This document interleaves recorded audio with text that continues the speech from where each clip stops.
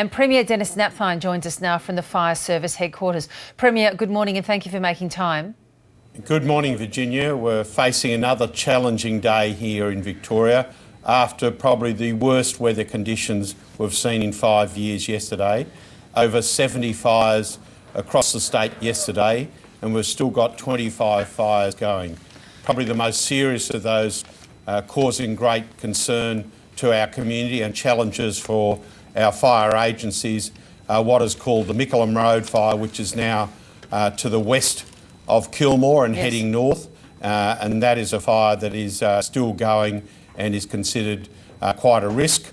There are fires in central Gippsland that are potentially on the edge of our open cut coal mines at Hazelwood and in the pulp mill at Maryvale into the wood chips and the fire logs there. So that's a dangerous situation. And in far east Gippsland, we've got some very, very large fires in some of the tough country in that area. So a number of fires still going.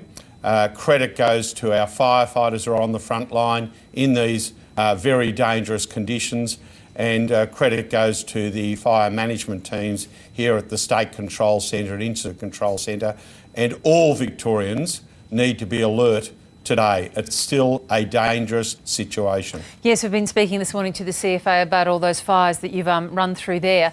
When we look at the response that's been coordinated and brought together, in your assessment, is it a very different response now because of the lessons learned on Black Saturday? There is no doubt Victoria is much better placed, and yesterday showed that, than where we were in 5 years ago in Black Saturday.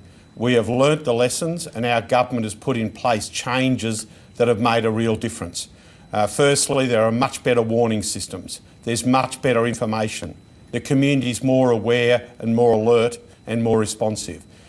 The fire services are much better prepared, and the Fire Services Commissioner now has the all agencies approach, so that we're able to use all the different emergency service agencies dealing with these situations. So certainly we're better prepared, we're certainly better able to respond, and I think yesterday we saw the evidence of that. Nonetheless, we still have a number of properties that have been destroyed. It's not an official figure, but it does seem to number at least 20, if not more. That's many more properties than someone in your position would like to see lost. Is there still no way, even on these very dangerous days, of preventing such major property loss? We certainly still have ongoing problems, and there is about 20 homes that have been affected. The exact number will be determined as we get the opportunity for the police to get in and examine those issues directly. And our hearts go out to those people who lost homes and properties. At this stage, we have no evidence of loss of life, which is a great effort by the firefighters and all emergency services. And at this stage, we have no evidence of serious injury. So that's first and foremost our priority, is protection of life.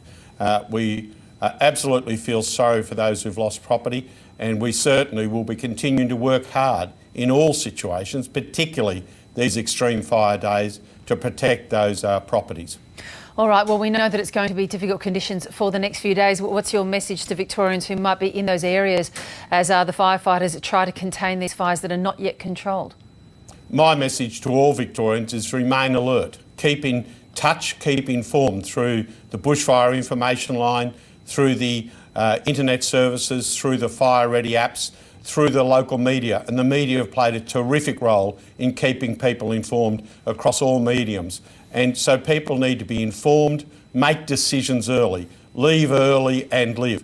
And can I also say, on behalf of all Victorians, a very big thank you to all those firefighters on the front line, volunteers and professionals alike, who are doing a fantastic job under difficult circumstances, and of course to all our people in the State Control Centre and Incident Management Centre. They have done a great job in extreme conditions. I just need to quickly ask you before I let you go, though, specifically about Hazelwood, which is one that we've been following this morning. We know that there's the fire there at the open cut mine. Also, as you mentioned, in passing there at the Australian paper mills amongst the paper and the wood chips there. But there were reports of explosions in and around the Hazelwood power station. Is that particularly under threat? The Hazelwood Power Station and the Hazelwood Mine are certainly in the path of a fire. I can advise that the Hazelwood Mine, there has been some spotting into the mine, but at this stage that has been protected. The Hazelwood Power Station, I'm advised, is operating as required, and certainly they're working very, very hard in that area to protect those strategic assets, which are vital for Victoria's power supply. So power generation at this stage is not under threat? My understanding is the power generation is operating as normal, so power generation is being protected at this stage due to the great work of the people on the front line down there, and I pay credit to them. Premier Napthine, we'll leave it there. Thank you.